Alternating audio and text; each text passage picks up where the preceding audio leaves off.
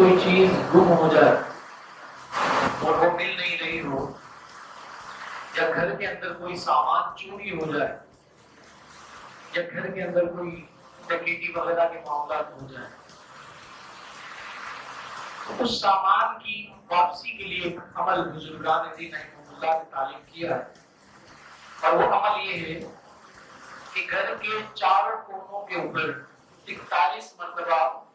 قرآن مجید فرقان حمید کی سورہ بقرہ کی آیت انا للہ و انا الیہ راجعون، یہ ہر کونے پر 41 مرتبہ پڑھا جائے، اور پھر درمیان میں کھڑے ہو کر کعبے کی طرف رخ کر کے 41 دفعہ یہی آیت پڑھی جائے انا للہ و انا الیہ راجعون۔ شروع اور آخر میں عمل کے درود شریف پڑھ لیا جائے، اور یہ عمل کرنے کے بعد درمیان میں کھڑے ہو کر قبلہ رخ ہو کر ہاتھ اٹھا کر اللہ کی بارگاہ میں دعا کرنی ہے کہ رب العالمین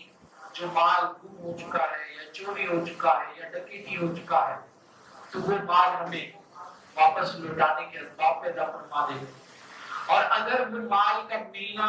نہیں لکھا تقدیر کے اندر تو اس کا متبادل عطا کر دے۔ یہ عمل ہے اور یہ انتہائی مجرب عمل ہے، میرا اپنا ذاتی مجرب عمل ہے، بے شمار معاملات کے اندر میں نے دیکھا ہے کہ اس کا استعمال میں نے کیا، الحمدللہ اس عمل کی برکت سے کئی مرتبہ چوری شدہ سامان بھی مل گیا، بہت سارے لوگ گم ہو گئے تھے ان کا اتا پتہ نہیں تھا، یہی عمل کیا ان کی اطلاع مل گئی،